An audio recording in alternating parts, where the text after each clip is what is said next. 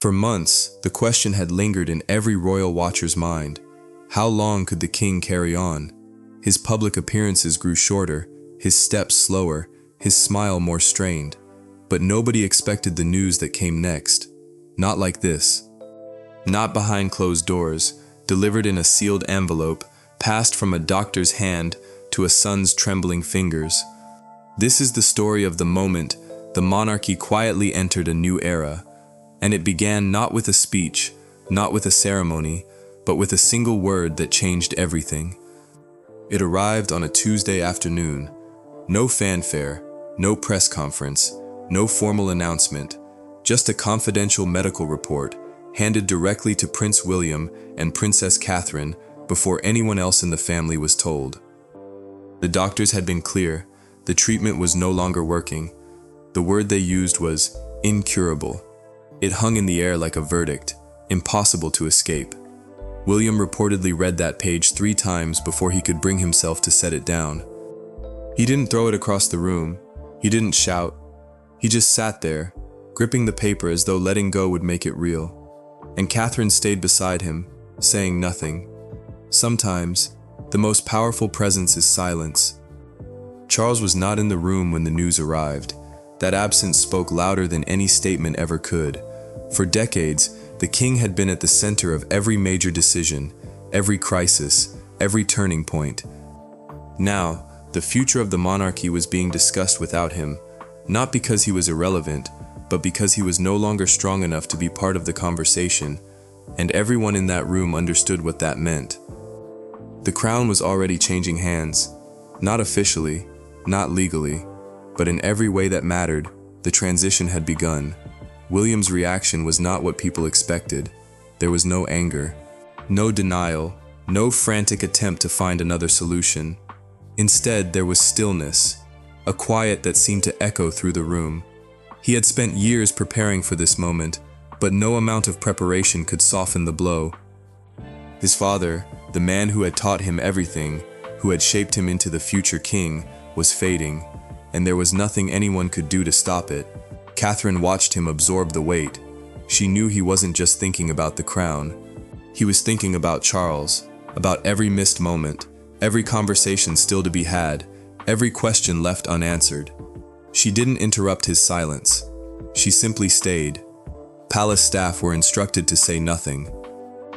No off-record comments, no casual remarks to friends, no unofficial briefings to journalists. The story was too big to be trusted to fragments. One wrong sentence, whispered to the wrong person, could spark panic across the country. William insisted on controlling the narrative. He wanted the announcement to come from him, not from a leaked document or a hurried press release. He was determined that the king's dignity would be preserved. Even as his father's health crumbled, William fought to protect what remained. The truth came out during a quiet family dinner. Windsor Castle, fewer than a dozen people in the room. Charles had wanted the evening to feel normal. He had tried to steer the conversation toward routine matters, upcoming engagements, ceremonial dates, future plans, anything that would suggest he was still in control. But then something happened. In the middle of a sentence, his voice faltered. He reached for his glass, but his hand didn't steady itself as quickly as it once had. The pause lasted only seconds, but everyone noticed. William saw it first, the flicker of weakness his father had tried so hard to conceal. And in that moment, he understood that the time for pretending was over. The king was no longer able to carry the weight alone, and William would have to begin lifting it for him. Camilla's reaction was the most complicated. On one level, she understood the situation better than anyone. She had watched Charles decline. She had seen the exhaustion behind his eyes, the effort it took to appear composed, but she had also been the one constant presence at his side. And now, she was being asked to share him with a new reality. According to insiders, she questioned the decision to include William so prominently in the announcement. She felt it made Charles appear fragile, that it shifted the public's perception in ways that might not be reversible. William listened to her concerns without interrupting. Then he responded with a calm that surprised those present. He said that hiding the truth would have been a greater betrayal of public trust than revealing it. The monarchy had spent centuries wrapped in secrecy, but the modern crown needed transparency, and protecting his father's legacy meant being honest, not just protective. Charles spoke only once during the entire exchange.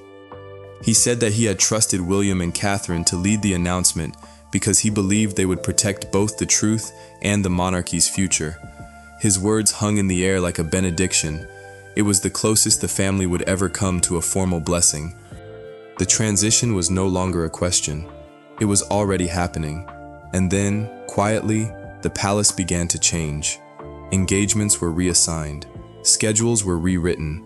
Responsibilities that had once belonged to Charles began appearing on William's desk. Not all at once, but steadily. One document at a time.